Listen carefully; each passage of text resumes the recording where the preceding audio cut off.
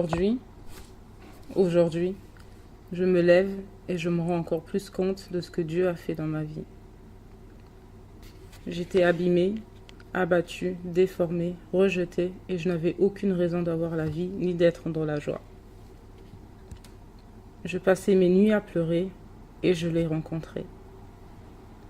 Il m'a pris par la main et m'a sorti des prisons dans lesquelles je me trouvais. Je me voyais toujours au même endroit. Dans mes songes, j'étais bloquée au même endroit. Mais cette nuit, j'ai pris mes bagages et je suis sortie. J'ai pris mes bagages et je suis sortie. Qui me connaissait? Qui pouvait m'aider? Personne. Je me suis dit, est-ce qu'un psychiatre va pouvoir m'aider? Mais non, c'est le Seigneur même qui est venu et m'a pris par la main. Il m'a délivré, il a enlevé ma tristesse et m'a donné sa joie. Il a guéri mes blessures, il m'a délivré. Mon Dieu est mon libérateur. Personne ne pouvait m'aider, ni même me comprendre. Tu as changé mes larmes de tristesse et d'angoisse en cris de joie. Dieu a tant aimé le monde qu'il a donné son Fils unique, Jésus-Christ, afin que quiconque croise en lui ne périsse point, mais qu'il ait la vie éternelle. Il y a une vie qui est très différente de l'existence que je menais avant, et cette nouvelle vie que j'ai depuis que j'ai cru en Jésus-Christ, elle est aussi différente que l'animation d'un cadavre ou l'animation d'une personne qui est en vie. Et en même temps, je ne pouvais même pas me douter que ça existait parce que l'être humain, il est tel que il s'habitue à sa souffrance, il aime sa souffrance, il ne sait même pas que c'est une souffrance. Mais Dieu merci, j'avais cette envie d'être heureuse et un jour, quand je criais à Dieu, il m'a répondu et j'ai été heureuse.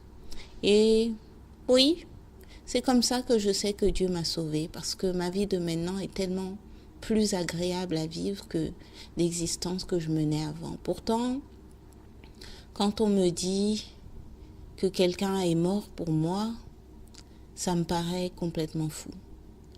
Je ne comprends pas pourquoi quelqu'un qui est parfait aurait envie de mourir pour moi, qui suis pas parfaite.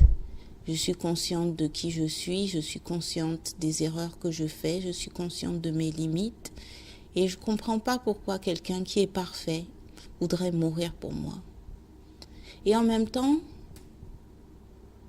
dans les petites choses de la vie, dans les petites attentions de Dieu qui ne changent rien pour lui, qui changent ma vie à moi, qui me rendent la vie plus agréable, je commence à le percevoir, cet amour d'un père qui veut faire du bien à ses enfants. Et pour recevoir ce bien-là, il faut qu'on s'approche. C'est notamment quand j'ai eu Stella que je me suis rendu compte de ça, puisque dans le fond, Stella ne m'apporte pas grand-chose, j'ai pas besoin de Stella pour vivre, mais lui faire du bien me fait du bien. Et l'autre chose dont je me suis rendu compte, c'est que Dieu aime sa création.